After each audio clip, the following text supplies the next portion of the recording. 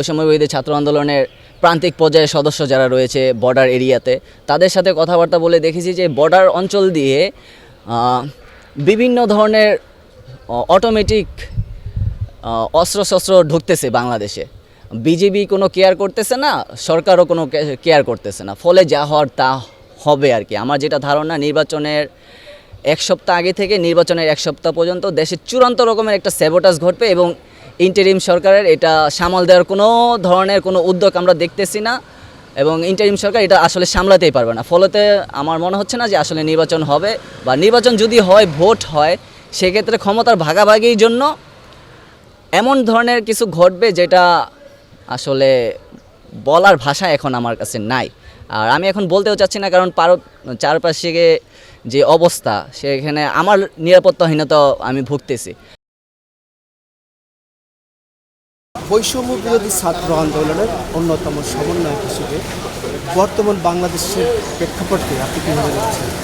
বর্তমান বাংলাদেশ আসলে এমনভাবে চলতেছে যে জনগণের কোনো সেখানে অংশীদারিত্ব নাই, ফলে যা হওয়ার তাই হচ্ছে। যে জনগণ নিরাপত্তাহীনতা ভুগতেছে, রাষ্ট্র নিরাপত্তা নিশ্চিত করতে পারতেছে না, অহরহ অরাজক ঘটনা ঘটতেছে, খুন খারাপি ঘটতেছে, চাঁদাবাজি, দুর্নীতি ঘটতেছে। কিন্তু ইন্টারিম সরকার কার্যত যেসব নিরাপত্তা বাহিনী রয়েছে তাদের কাছে জিম্মি হয়ে রয়েছে, যেমন ডিজিএফআই, এনএসআই এবং সেনাবাহিনী সহ আরও যারা রয়েছে তাদের কাছে এক ধরনের জিম্মি হয়ে রয়েছে। তারা তাদেরকে ফাংশন হতে দিচ্ছে না। ফলে আমরা যেসব সংস্কার প্রস্তাবনা আসলে চেয়েছিলাম জুলাই গণঅভ্যুত্থানের মাধ্যমে, সেগুলো কতটা আসলে বাস্তবায়িত হবে সেটা এখন একটা স্বপ্নের মতো হয়ে আছে। যেটা আমাদের বাস্তবতা ছিল সেটা এখন স্বপ্নে রূপান্তরিত হয়ে গেছে। আমরা গতকাল দেখলাম ছাত্র শিবির এবং ছাত্রদল প্রায় মুখোমুখি। সারাদিন ছাত্রদল কর্মসূচি দিয়েছিল, সন্ধ্যায় ছাত্র শিবির আবার কর্মসূচি দিয়েছে এবং এক প্রকারের কথার যুদ্ধে জড়িয়ে পড়তেছে, এরকমই অনেকে মনে করছে। আপনি একজন ছাত্রনেতা হিসেবে এই প্রসঙ্গে কী বলবেন? একটা গণতান্ত্রিক রাষ্ট্রে সবারই মত প্রকাশের স্বাধীনতা আছে। যারাই ভুল করবে আমরা তাদেরই সমালোচনা করব। তো সেই জায়গা থেকে যদি আমি দেখি যে ছাত্র শিবিরের মাদার সংগঠন যেটা জামাতে ইসলামী, তারা নারীদেরকে যেভাবে প্রস্টিটিউট সম্বোধন করে, তাদের জামাতের আমি যে প্রস্টিটিউট সম্বোধন করে যে বক্তব্য তার টুইটারে দিয়েছিল, সেটা আসলে খুবই একটা জঘন্য একটা কাজ হয়েছে। তো তার পরিপ্রেক্ষিতে ছাত্রদল যখন একটা প্রতিরোধ বার্তা জনগণের মাঝে পৌঁছে দেওয়ার চেষ্টা, তখন সেখানে মুখোমুখি একটা অবস্থান হয়েছিল, যেটা আমি মনে করি যে এটা গণতন্ত্রের একটা সৌহার্দ্যপূর্ণ সম্পর্ক হওয়া উচিত। এখানে আমরা আর রাষ্ট্রে আর কোনো ক্যাম্পাসের মধ্যে আর কোনো মারামারি চাই না, বিভেদ চাই না, কারো গেস্ট রুম কালচার এগুলো যেন আর না থাকে। সেই ব্যবস্থাটা নিশ্চিত করার জন্যই তো এই জুলাই গণঅভ্যুত্থান ঘটেছিল। তো এরকম যেটা চলতেছে আমি এটাকে স্বাভাবিকভাবেই নিচ্ছি, যেন সবাই সবার মত প্রকাশ করতে পারে। সব কিছু মিলিয়ে আগামী ত্রয়োদশ জাতীয় সংসদ নির্বাচন, অনেকেই বলছেন নির্বাচন ইলেকশন ইঞ্জিনিয়ারিং যেটা বলে ওটা হতে যাচ্ছে। সরকার কোন পক্ষ নিয়েছে অনেকেই বলছে, আপনি কি মনে করেন? সরকার যে পক্ষ নিয়েছে সেটা হচ্ছে গণভোটের পক্ষে। হ্যাঁ, তো ইন্টারিম সরকার জুলাই গণঅভ্যুত্থানের বৈধতার মাধ্যমে নির্বাচিত হয়ে আসছে। তো আমরা যেসব সংস্কার প্রস্তাবনা চেয়েছিলাম, ইন্টারিম সরকার সেসব সংস্কার প্রস্তাবনা দিয়েছে। তো ইন্টারিম সরকারের আসলে কাজ সংস্কারের পক্ষে থাকা। যেহেতু জুলাই সনদের ভিত্তিতে গণভোট হচ্ছে, সেখানে সবগুলোই সংস্কার প্রস্তাবনা রয়েছে। তো বাই ডিফল্ট ইন্টারিম সরকারের কাজ হচ্ছে গণভোটের পক্ষে ইয়েস বা হ্যাঁ ভোটের পক্ষে প্রচারণা চালানো। এর আগে পৃথিবীতে যতগুলো রাষ্ট্রে গণভোট হয়েছিল, সকল দেশে মোটামুটি গণভোটের হ্যাঁর পক্ষে সরকার প্রচারণা চালিয়েছে। তো এটাকে অন্যভাবে দেখার কোনো সুযোগ নেই। আর ইলেকশন ইঞ্জিনিয়ারিং যেটা হচ্ছে সেটা খুবই বাজে একটা কাজ বা কালচার আমি মনে করছি, যেটা হাসিনা তৈরি করে দিয়ে গেছিলো। এখনও সেই কালচারটা রয়ে গেছে, যেটা আমাদের জন্য খুবই হতাশাজনক। যে আমরা চাচ্ছি যে যারা সৎ, নির্ভীক, জনগণের জন্য কাজ করবে, সেবা করবে, আইন প্রণয়নে কাউকে ভয় করবে না, তারাই যেন নির্বাচিত হয়ে ক্ষমতায় আসে। কিন্তু এই ইঞ্জিনিয়ারিংয়ের ফলে যারা দুর্নীতিবাজ, ঋণ খেলাপি, দ্বৈত নাগরিকত্ব রয়েছে, আরও অহরহ বিভিন্ন ধরনের অপরাধ অনৈতিক কর্মকাণ্ডে জড়িত তারা ক্ষমতায় আসার একটা চেষ্টা চালাচ্ছে, যেটা আমাদের জুলাই গণঅভ্যুত্থানের যে ম্যান্ডেট ছিল সেটার একদম সাংঘর্ষিক। তা আমি আসলে চাই না যে এটা হোক। আর আরেকটা বিষয় আমি তুলতে চাই যে হচ্ছে প্রথমে এনসিপি বলেছিল যে হচ্ছে 300 আসনে তাদের প্রার্থী দিবে, তারা এককভাবে নির্বাচন করবে, কিন্তু পরবর্তীতে আমরা দেখলাম যে তারা জামাতের কাছে দুধ খেয়ে জামাতের কোলে উঠে গেছে। এটা আসলে আমাদের জন্য, তরুণ যারা আমরা রাজনীতিতে আসছি তাদের জন্য খুবই হতাশাজনক। আমরা চেয়েছিলাম একটা সুন্দর বাংলাদেশ গড়তে, এনসিপি আমাদেরকে নতুনভাবে একটা আশা জাগাবে, কিন্তু সেই আশায় তারা জল ঢেলে দিয়েছে একদম। এখন যেটা হচ্ছে আর কি, মূলত ক্ষমতা এখন বাই ডিফল্ট জামাতের হাতে চলে যাচ্ছে। এনসিপি মাত্র 30 জন প্রার্থী দিয়েছে, সেখানে তো আর এনসিপি রাষ্ট্র ক্ষমতায় যাওয়ার কোনো অপশন হাতে রইল না। উচ্চকক্ষে কী করবে না করবে সেটা পরের আলাপ। আমাদের তো আগে নিম্নকক্ষে যারা আইন প্রণয়নে সহযোগিতা করবে তাদের তো আগে নির্বাচিত হওয়া প্রয়োজন ছিল। কিন্তু দেখা গেল যে আমরা যতটা আশা নিয়ে তাদেরকে শুভাকাঙ্ক্ষী হিসেবে সাহায্য সহযোগিতা করেছিলাম, সেই জায়গা থেকে আমরা চূড়ান্তভাবে আশা ভঙ্গ হয়েছি।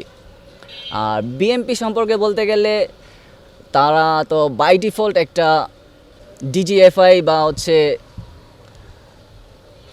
অন্যান্য যে এজেন্সিকৃত প্রতিষ্ঠিত একটি দল, তো তারা চাইবে যে এজেন্সির মাধ্যমে ক্ষমতায় টিকে থাকতে। আপনারা আমলাতন্ত্রে যাই দেখেন, আমলা যারা রয়েছে তাদের বেশিরভাগই কিন্তু বিএনপি পন্থী। আগে ছিল তারা আওয়ামী লীগ, এখন আবার বিএনপি হয়ে গেছে। আবার মিডিয়া যারা রয়েছে সেই সব মিডিয়াগুলো এখন তারেক রহমান সাহেব দেশে ফিরে আসার পর তাদেরকে সাপোর্ট দিচ্ছে যে আমরা এখন ভালো হয়ে গেছি, কিন্তু আসলে তারা ভালো হয় নাই। তারা আসলে সেই আওয়ামী লীগ যা করেছিল এখনও তাই করতেছে, যে একসময় তারা আওয়ামী লীগকে চাটামি করেছে, এখন বিএনপিকে চাটামি করে চলতেছে। এটা আসলে আমাদের জন্য খুবই লজ্জাজনক। আমরা চেয়েছিলাম মিডিয়াতে একটা সংস্কার হোক, কিন্তু আমাদের যারা উপদেষ্টা ছিলেন, নাহিদ ভাই তথ্য মন্ত্রণালয়ের দায়িত্বে, তিনি আসলে এই ধরনের ন্যূনতম কোনো সংস্কার করে যেতে পারেন নাই মিডিয়াতে। ফলে যা হওয়ার তাই হচ্ছে, ফ্যাসিবাদ পুনরায় ফিরে আসার একটা শঙ্কা আমরা দেখতেছি। এক্ষেত্রে অন্যান্য যারা ছাত্র দুই উপদেষ্টা রয়েছে তাদেরও কিছুটা দায় রয়েছে, যে তারা রিসেন্টলি আপনারা দেখেছেন যে হচ্ছে দায় ও সুরক্ষা অধ্যাদেশ একটি পাশ হয়েছে। সেখানে সরকার আমাদের সাথে, ইন্টারিম সরকার আমাদের সাথে এক প্রকার জাউরামি করেছে, যে আমরা দায়মুক্তি চেয়েছি, আবার আমাদেরকেই তারা হচ্ছে ওই আইনেই মধ্যে বলা আছে যে আমাদের যারা আন্দোলনে অংশগ্রহণ করেছে, যারা নিজেদের প্রতিরোধের ক্ষেত্রে গিয়ে নিজেদের বাঁচাতে গিয়ে যে প্রশাসনের সাথে যুদ্ধে লিপ্ত হয়েছিল, সেই যুদ্ধে তারা সেই যুদ্ধে যখন নিজেদেরকে বাঁচানোর জন্য লড়াই করছিল, সেই যুদ্ধে প্রশাসনের অনেকজন নিহত হয়েছে। তো ইন্টারিম সরকার সেই অধ্যাদেশে লিখে রেখেছে যে প্রশাসনে যারা হত্যাকাণ্ডের শিকার হয়েছে তাদের সেই হত্যাকাণ্ডের বিচার। কিন্তু এখানে মূলত বিচারটা হওয়ার দরকার ছিল কাদের? মূলত বিচার হওয়ার দরকারটা ছিল সেই প্রশাসনের লোকজন। তারা ছাত্র জনতার উপর নির্বিচারে নির্মমভাবে গুলি চালিয়েছে, লাঠিচার্জ করেছে, মারধর করেছে, টিয়ার গ্যাস ছড়েছে। সেইটার বিচারের কোনো রূপরেখা নাই। কিন্তু আমরা যারা জুলাই গণঅভ্যুত্থানে আন্দোলন করেছি, আমাদেরকে কোনোভাবেই হোক পরবর্তীতে হ্যারাসমেন্ট করার জন্য একটা ফাঁক রেখে দিয়ে গেছে। কেউ কেউ বলছে নির্বাচন 12 তারিখে নাও হতে পারে, আর মাত্র কয়েকটা দিন আছে। আপনার বিশ্লেষণ কি? আমি বিশ্লেষণ যতটুকু আমার যারা বৈষম্যবিরোধী ছাত্র আন্দোলনের প্রান্তিক পর্যায়ের সদস্য যারা রয়েছে বর্ডার এরিয়াতে, তাদের সাথে কথাবার্তা বলে দেখেছি যে বর্ডার অঞ্চল দিয়ে বিভিন্ন ধরনের অটোমেটিক অস্ত্রশস্ত্র ঢুকতেছে বাংলাদেশে। বিজেপি কোনো কেয়ার করতেছে না, সরকারও কোনো কেয়ার করতেছে না। ফলে যা হওয়ার তা হবে আর কি। আমার যেটা ধারণা, নির্বাচনের 1 সপ্তাহ আগে থেকে নির্বাচনের 1 সপ্তাহ পর্যন্ত দেশে চূড়ান্ত রকমের একটা স্যাবোটাজ ঘটবে, এবং ইন্টারিম সরকারের এটা সামাল দেওয়ার কোনো ধরনের কোনো উদ্যোগ আমরা দেখতেছি না, এবং ইন্টারিম সরকার এটা আসলে সামলাতেই পারবে না। ফলতে আমার মনে হচ্ছে না যে আসলে নির্বাচন হবে, বা নির্বাচন যদি হয়, ভোট হয়, সেক্ষেত্রে ক্ষমতার ভাগাভাগির জন্য এমন ধরনের কিছু ঘটবে যেটা আসলে বলার ভাষা এখন আমার কাছে নাই। আর আমি এখন বলতেও চাচ্ছি না, কারণ চারপাশে যে অবস্থা, সেখানে আমার নিরাপত্তাহীনতা আমি ভুগতেছি। ইন্টারিম সরকার এখন আমার নিরাপত্তা বৈধতা দিতে পারে নাই। যে অধ্যাদেশ জারি করেছে সেই অধ্যাদেশের মধ্যে ফাঁকফোকর লুকিয়ে আছে। জুলাই গণঅভ্যুত্থানের 158 জন সমন্বয়কদের মধ্যে কোর একজন সমন্বয়ক ছিলাম আমি এখনও চিকিৎসাই পাচ্ছি না, সেক্ষেত্রে আমার নিরাপত্তা দিবে কিভাবে? আমি এখনও চিকিৎসার জন্য বিভিন্ন জনের কাছে দাঁড়ে দাঁড়ে ঘুরে বেড়াচ্ছি, আমার হেলথ কার্ড হয় নাই, ফলে আমি ঢাকা মেডিকেল বা যে কোনো সরকারি হাসপাতালে গিয়ে আমি ফ্রি ট্রিটমেন্ট নিতে পারতেছি না। তো এটা আমার জন্য একটা অসম্মান না? সবাই মনে করে যে আমাদের কোটি কোটি টাকা আছে, কিন্তু ভাই আমি নিজে আমার ঘর ভাড়া ফ্যামিলি ঘর ভাড়া আটকে রয়েছে 6-7 মাসের, আমার চিকিৎসার জন্য আমি টাকা পাচ্ছি না। কারো কাছে যদি আমি সাহায্যের জন্য বলি যে ভাই আমার ট্রিটমেন্টের জন্য টাকা লাগবে বা আমার ফ্যামিলি সমস্যা চলতেছে, তখন তারা বলে যে তোমাদের তো কোটি কোটি টাকা। আসলে জনগণের কাছে আমাদেরকে এমনভাবে ভিলেন বানানো হয়েছে যে আমরা যদি কোনো কথা বলি সেটার কোথাও গ্রহণযোগ্যতা নাই। আমরা সত্য বললেও সেটা ভুল, মিথ্যা বললে তো আমরা তো মিথ্যা বলিই না, তো সেক্ষেত্রে তো আর কি বলবো।